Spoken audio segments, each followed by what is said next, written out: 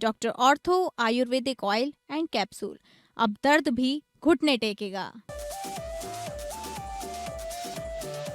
Paper leak पर अब fast track court, PM के फैसले का सीएम धामी ने किया स्वागत। बोले युवाओं के भविष्य की सुरक्षा का बड़ा कदम। पेपर लीक के विरोध में कांग्रेस का प्रदर्शन, शिक्षा मंत्री का पुतला फूंका गया। महिला कांग्रेस प्रदेश अध्यक्ष ने किया प्रदर्शन, कहा बच्चे फिनाइल पी रहे हैं, सरकार के मंत्री सोए हुए हैं। चंपावत में मतदाता सूची होगी पूरी तरह त्रुटि रहित, निर्वाचन अधिकारियों और बीएलओ को मिला प्रशिक्षण। बीएलओ ऐप पर लाइव प्रशिक्षण भी मिलेगा।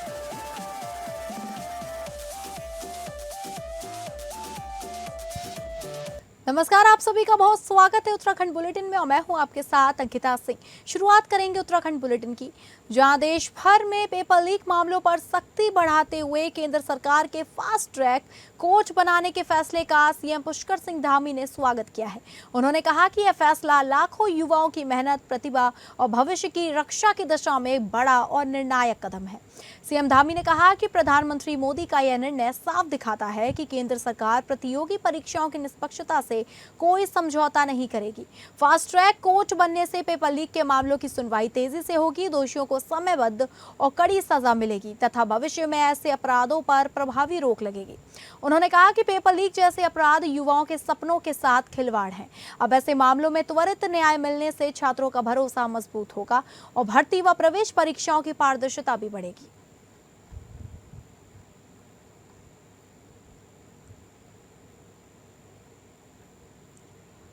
पेपर लीक और भर्ती प्रक्रियाओं में अनियमितताओं के विरोध में जिला मुख्यालय पौड़ी में युवा कांग्रेस के नेतृत्व में कार्यकर्ताओं ने प्रदर्शन किया। इस दौरान सरकार के खिलाफ नारेबाजी करते हुए केंद्रीय शिक्षा मंत्री धर्मेंद्र प्रधान का पुतला दहन किया गया।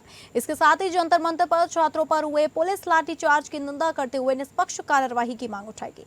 जिलाधिकारी कार्यालय के बाहर प्रदर्शन को संबोधित करते हुए युवा कांग्रेस के राष्ट्रीय संयोजक मोहित सिंह और प्रदेश उपाध्यक्ष आशीष नेगी ने कहा कि देश का युवा रोजगार, पारदर्शी भर्ती प्रक्रिया और निष्पक्ष परीक्षाओं की मांग कर रहा है, लेकिन सरकार उनकी आवाज दबाने का प्रयास कर रही है। उन्होंने आरोप लगाया कि शांतिपूर्ण प्रदर्शन कर रहे छात्रों पर बल प्रयोग लोकतांत्रिक मूल्यों के खिलाफ है।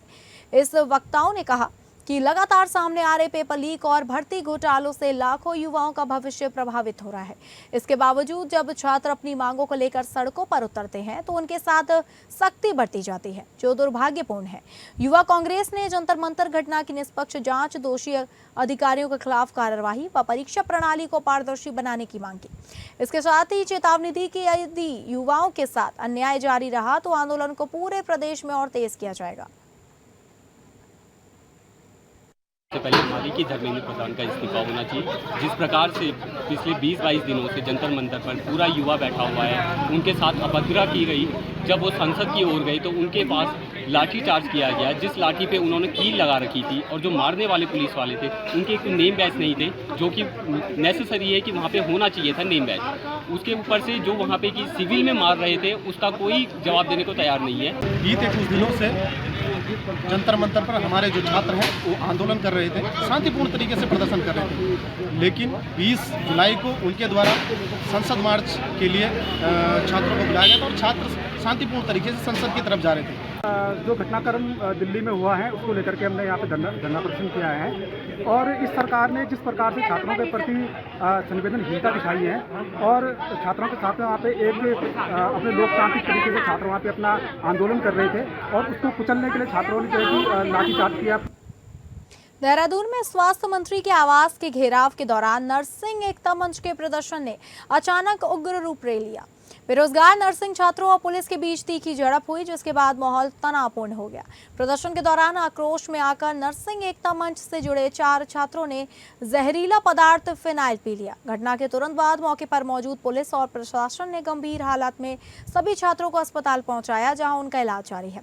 इस घटना पर कैबिनेट मंत्री खजान दास ने कहा कि यह घटना बेहद दुखद है, ऐसा नहीं होना चाहिए था। छात्रों को संयम बरतने की जरूरत है। हमारी सरकार युवाओं के साथ है और स्वास्थ्य विभाग में अब तक सबसे ज्यादा नौकरियां भाजपा सरकार में दी गई हैं। सरकार रोजगार को लेकर पूरी तरह गंभीर है।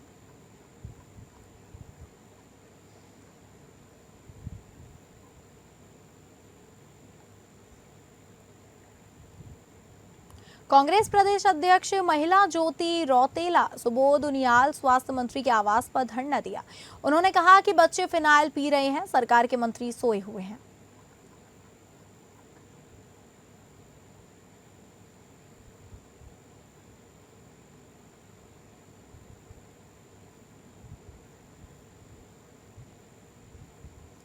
चंपावत में आगामी निर्वाचन प्रक्रिया को निष्पक्ष, पारदर्शी और त्रुटि रहित बनाने की दिशा में जिला प्रशासन ने बड़ी पहल की है।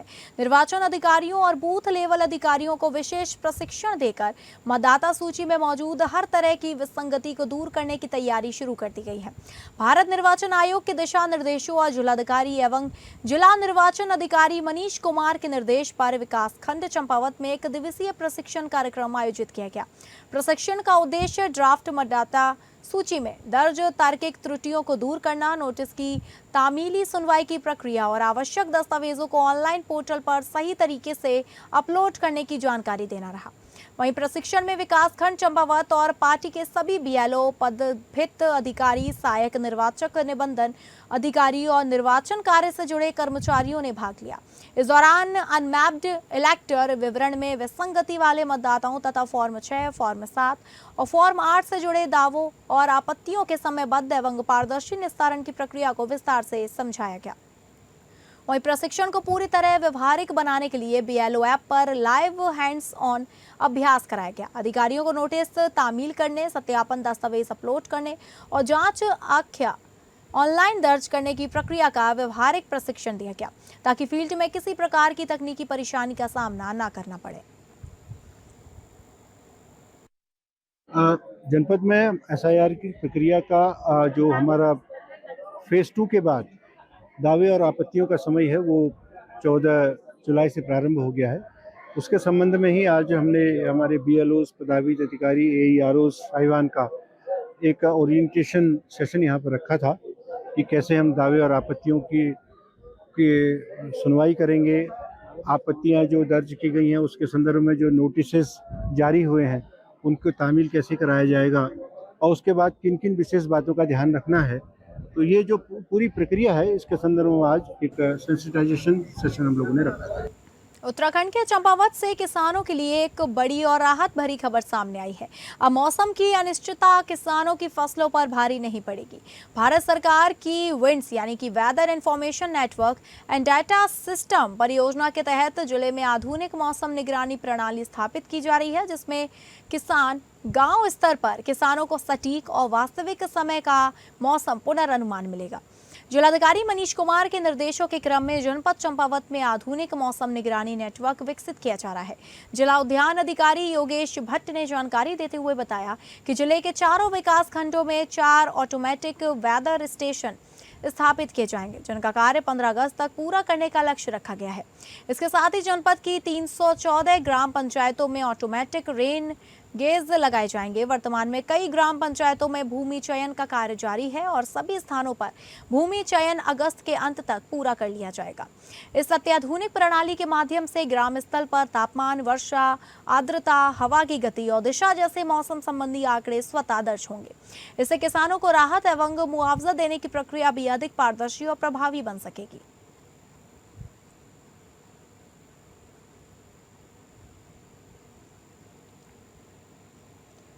उत्तराखंड सरकार मुख्यमंत्री पुष्कर सिंह धामी के नेतृत्व में प्रदेश के युवाओं को रोजगार, स्वरोजगार और कौशल विकास से जोड़ने के लिए लगातार प्रभावी कदम उठा रही है।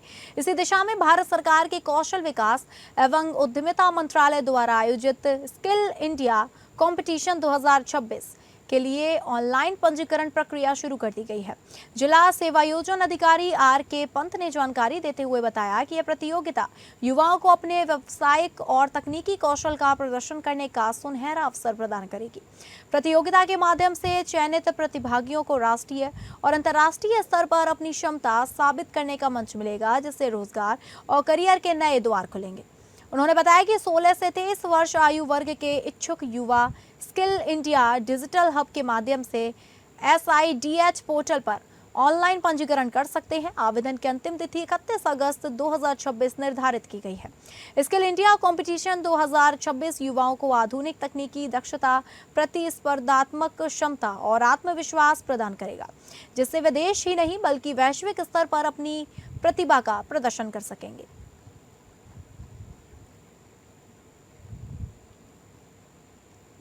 मुख्यमंत्री पुष्कर सिंह धामी के ड्रग फ्री देवभूमि संकल्प को साकार करने के लिए चंपावत प्रशासन ने नशा तस्करों के खिलाफ आर पार की लड़ाई का ऐलान कर दिया है। जिला स्तरीय एन कोड समिति की बैठक में जिलाधिकारी मनीष कुमार ने साफ कहा कि आदर्श चंपावत तभी बनेगा जब जनपद पूरी तरह नशा मुक्त होगा।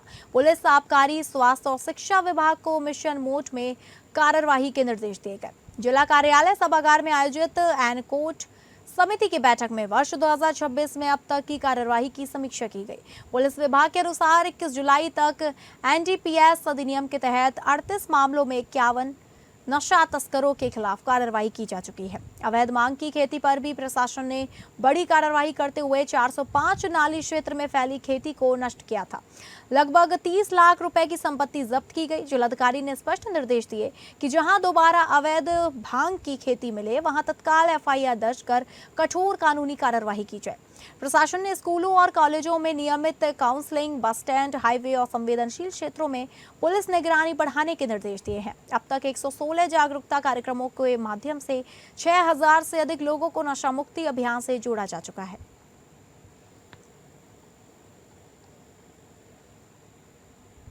अगली खबर है रुड़की से, जहां रुड़की कोतवाली क्षेत्र में बोट क्लब के पास गंग नहर में डूब रहे एक बुजुर्ग का सहारा एक टूटा हुआ पेड़ बन गया। टूटकर गंग नहर में गिरे एक पेड़ ने गंग नहर के तेज बहाव बहकर डूब रहे एक बुजुर्ग की जान बचा ली। एक युवक ने पेड़ पर लटक कर बुजुर्ग को बचाने का प्रयास किया, लेकिन युवक खुद भी डूबने लगा, जिसके बाद युवक के द्वारा बुजुर्ग की तरह ही पेड़ पर लटक कर अपनी जान बचाई गई। जिसके बाद दोनों को रस्सी के जरिए बाहर निकाल लिया गया, उनकी जान बचा ली गई। दोनों के गंग नहर में पेड़ पर लटक कर जान बचाने की घटना का पास खड़े एक व्यक्ति ने वीडियो बना लिया, जो आज सोशल मीडिया पर वायरल हो गया है। एक पुरानी कहावत है कि डूबते को तिनके का सहारा बहुत होता है। यह कहावत रुड़की में हकीकत में देखने को मिली। इस्लाम नगर निवासी अब्दुल रहमान नाम के बुजुर्ग गंग नहर के तेज बहाव में बहते हुए जा रहे थे, तब एक टूटे हुए पेड़ की टहनी उनका सहारा बन गई। टूटे हुए पेड़ की टहनी को पकड़कर अब्दुल रहमान की जान बच गई।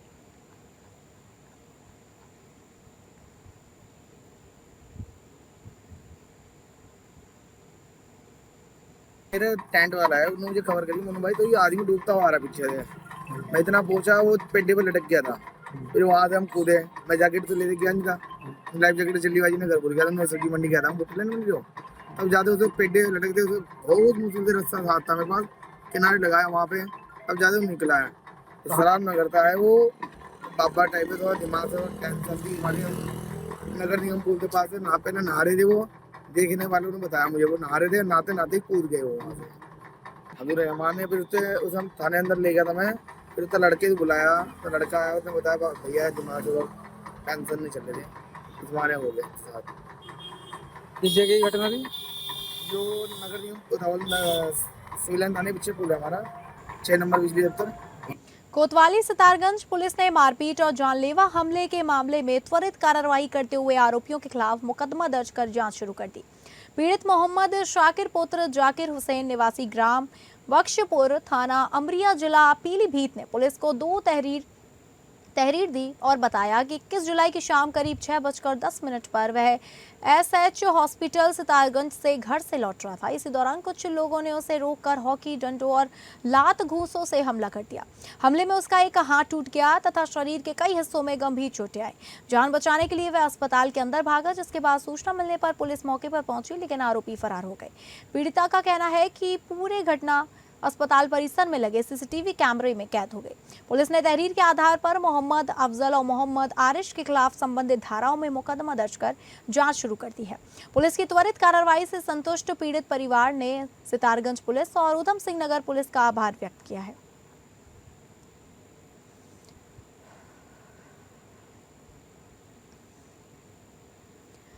देहरादून में मुख्यमंत्री एकल महिला स्वरोजगार योजना के 2य चरण का शुभारंभ किया गया और महिलाओं को स्वावलंबी बनाने पर जोर दिया गया। सकेगी। जब आत्मसम्मान बढ़ जाता है तो लोगों का तो सम्मान खुद ही उनको उनके मन में पैदा हो जाता है। और इस योजना के अंतर्गत महिलाओं को उनकी रुचि और आवश्यकता के अनुसार स्वरोजगार या व्यवसाय समर्पित करने के लिए अधिकतम 2 लाख रुपए तक की परियोजना स्वीकृत की जाती है, जिसमें 75% राशि हमारी सरकार सब्सिडी के रूप में प्रदान करती है। इस योजना में हमने केवल विधवा, परित्यक्ता, तलाकशुदा महिलाओं को ही नहीं बल्कि एसिड अटैक पीड़िताओं को, आपराधिक घटनाओं से प्रभावित बेटियों को तथा ट्रांसजेंडर को भी शामिल किया गया है। और हमारा स्पष्ट मानना है कि इन सभी महिलाओं को किसी की अनुभूति की आवश्यकता नहीं है, बल्कि ये सभी अपने साहस से, संघर्ष से और आत्मसम्मान की आप सभी जीवंत मिसाल हैं। बहनों, आज आदरणीय प्रधानमंत्री श्री नरेंद्र मोदी जी के नारी तू नारायणी के मंत्र को आत्मसात करते हुए मातृशक्ति के सम्मान, सुरक्षा और सशक्तिकरण के लिए निरंतर कार्य किए जा रहे हैं। पेपर लीक मामले के विरोध में प्रदर्शन कर रहे छात्र छात्राओं पर हुए लाठीचार्ज के विरोध में मंक दिनेशपुर में कांग्रेस कार्यकर्ताओं ने केंद्र सरकार के खिलाफ जोरदार प्रदर्शन किया। सुभाष चंद्र बोस चौक पर बड़ी संख्या में जुटे कांग्रेस नेताओं और कार्यकर्ताओं ने केंद्र सरकार के खिलाफ नारेबाजी करते हुए प्रधानमंत्री नरेंद्र मोदी का पुतला दहन किया। प्रदर्शनकारियों ने आरोप लगाया कि केंद्र सरकार युवाओं के भविष्य के साथ खिलवाड़ कर रही है और अपनी मांगों को लेकर शांतिपूर्ण प्रदर्शन कर रहे छात्रों पर बल प्रयोग कराया जा रहा है। युवा कांग्रेसी नेता किशोर हालदार, पूर्व विधायक प्रेमानंद महाजन और वरिष्ठ कांग्रेसी नेता राजेंद्र पाल सिंह ने कहा कि भाजपा सरकार ने बेरोजगार और छात्र अपने अधिकारों के लिए सड़कों पर उतरने को मजबूर है। उन्होंने चेतावनी दी कि यदि छात्रों और युवाओं पर दमनात्मक कार्रवाई बंद नहीं हुई तो कांग्रेस आंदोलन को और तेज करेगी। प्रदर्शन के दौरान कार्यकर्ताओं ने दोषियों के खिलाफ सख्त कार्रवाई और छात्रों को न्याय दिलाने की मांग की। क्या लगता पूरा हिटलर है? बच्चों को, छोटे छोटे बच्चों को पीट दिया, बच्चियों को पीट दिया और इन बच्चों का, ये छात्र युवाओं का जो मांग है, ये कौन सा गलत मांग है बताओ ना? क्या संविधान के विरोध में? ये 10 साल 12 साल में 152 बार लीक हुआ है। 152 बार लीक हुआ है। यदि हम महीने की हिसाब करें तो हर महीने का एक बार आता है। देश में युवाओं के बीच में, छात्रों के बीच में आक्रोश है और एक संवैधानिक दायरे में रहकर जिस तरीके से बच्चे प्रोटेस्ट कर रहे थे, उनके ऊपर पुलिस द्वारा बर्बरता करना इस बात का सबूत है कि ये तानाशाही है और ये तानाशाह देश में किसी भी सूरत में नहीं चलेगा। और अभी भी बच्चों का आक्रोश शांत नहीं हुआ है। जिस तरीके से एक के बाद एक जब से मोदी सरकार केंद्र में आई है, पेपर लीक हो रहे हैं और लगभग 94 पेपर लीक हो चुके हैं। इसका जवाबदेही कौन लेगा? तो फिलहाल उत्तराखंड बुलेटिन में बस इतना ही। नमस्कार।